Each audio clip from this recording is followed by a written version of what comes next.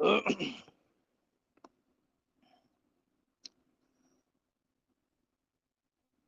حضرات تحسیر نکال لیجئے، کتاب ہو تو کتاب میں دیکھیے، پی ڈی ایف ہو تو پی ڈی ایف میں دیکھیے، اگر وہ بھی نہ ہو تو سبق کا فوٹو میں نے آپ کے اسی چینل پر ڈال دیا ہے تحسیر کا، اس میں آپ دیکھیے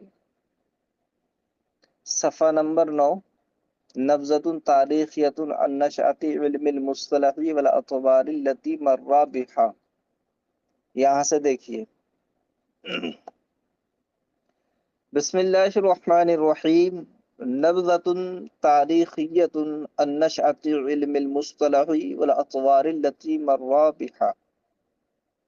نبذۃ تاریخیہ، کچھ تاریخی باتیں علم مصطلح کی ایجاد اور اس پر گزرنے والے دوروں سے متعلق۔ علم مصطلح یا علم مصطلح الحدیث، یہ اصول حدیث کو کہتے ہیں، یہ کوئی نیا علم نہیں ہے بلکہ اصول حدیث ہی کا ایک دوسرا نام ہے۔ تو یہاں مصنف علیہ رحمت و رضوان علم اصول حدیث کی ایجاد و تدوین سے متعلق کچھ تمہیدی باتیں پیش کریں گے، اور اس پر جو ادوار گزرے، جو زمانے گزرے، جو طبقات گزرے، ان کے متعلق مختصراً کچھ بتائیں گے۔ سب سے پہلے یہ کہ ہم کسی بھی علم کو فن کو پڑھنے سے پہلے یہ جان لیں کہ اس فن کی تعریف کیا ہوتی ہے، موضوع کیا ہوتا ہے، اور غرض و قائد کیا ہوتی ہے۔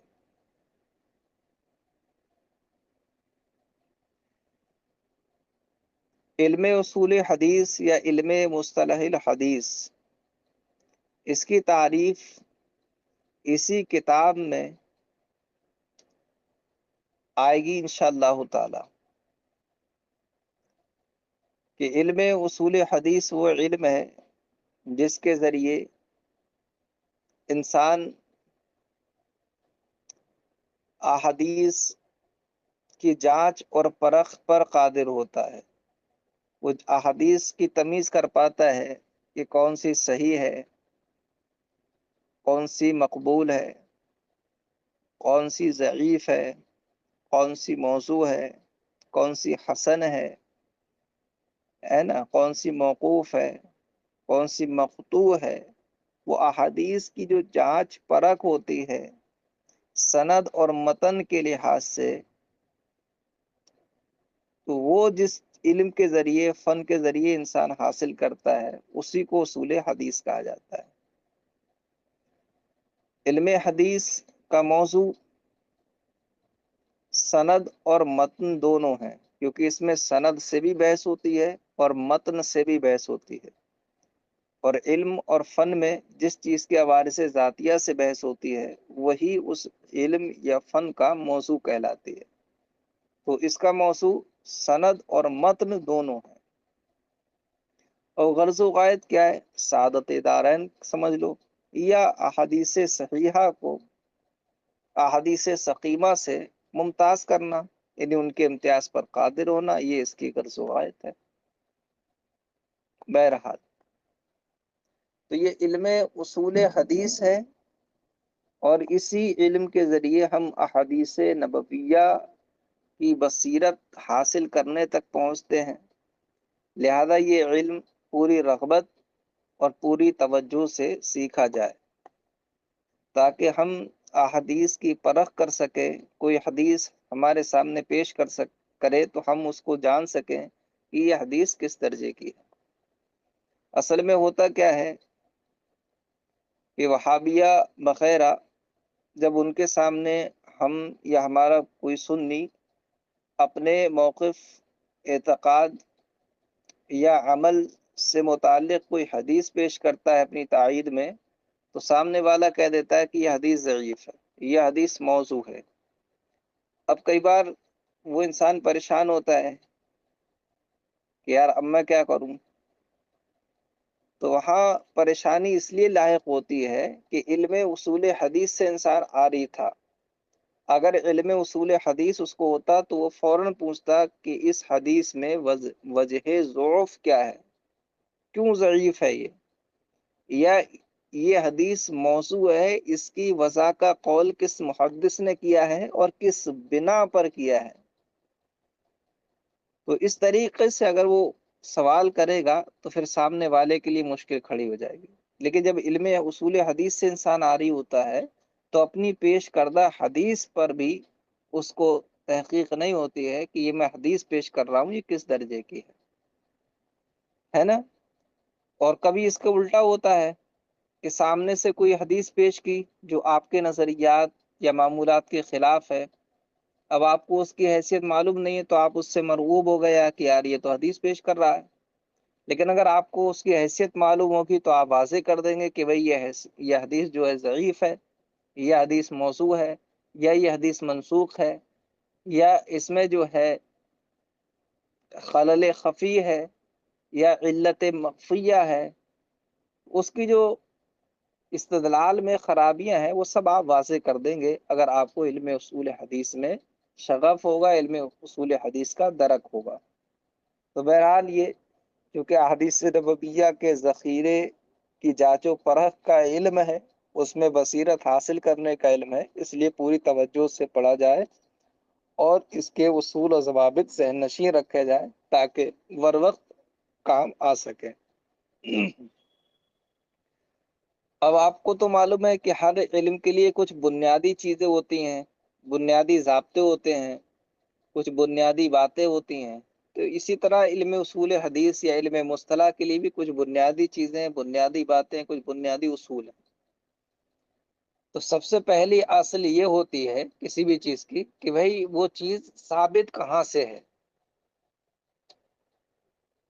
اس چیز کی بنیاد کہاں سے ہے۔ تو مصنف علیہ رحمہ سب سے پہلے اسی چیز پر روشنی ڈالتے ہیں کہ علم اصول حدیث کی بنیاد اور اس کا ثبوت در حقیقت قرآن مقدس اور احادیث کریمہ سے ہے۔ قرآن مقدس کی کئی ایک آیتیں ہیں جو علم اصول حدیث کی بنیاد کو اجاگر کرتے ہیں، اسی طرح کئی احادیث ہیں جو علم اصول حدیث، علم مصطلح کی بنیاد کو بتاتی ہیں۔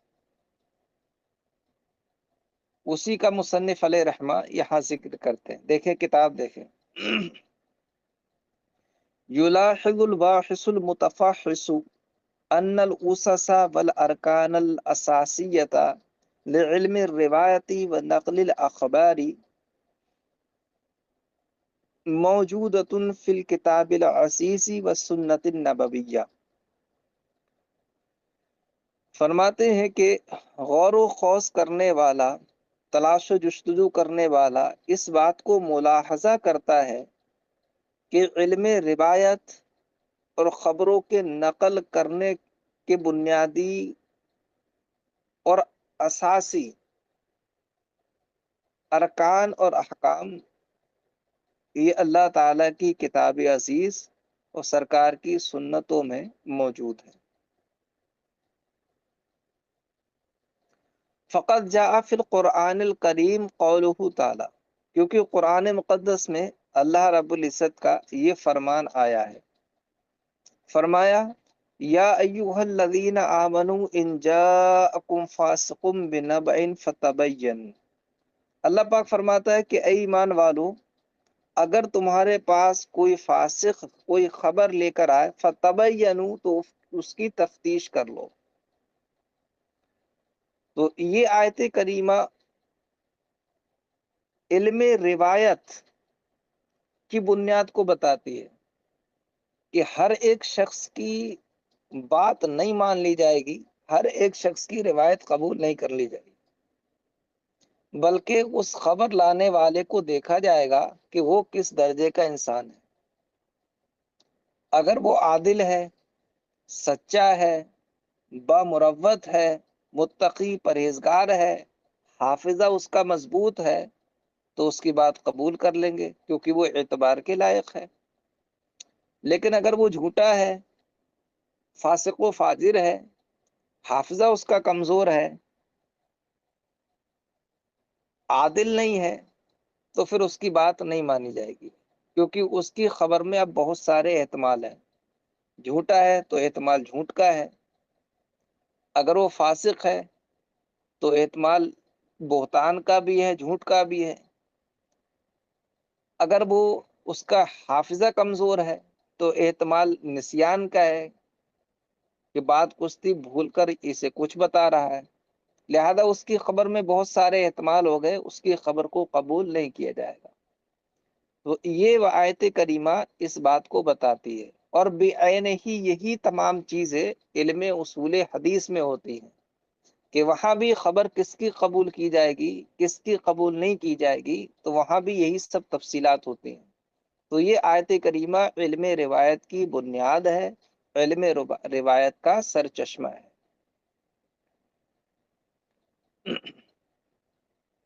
فقط جاء فی القرآن الکریم قولہ تعالیٰ، کیونکہ قرآن کریم میں اللہ تعالیٰ کا یہ ارشاد آیا ہے، یا ایھا الذین آمنوا ان جاءکم فاسق بنبأ فتبینوا، کہ اے ایمان والو اگر تمہارے پاس کوئی فاسق کوئی خبر لے کر آئے تو اس کی تفتیش کر لو.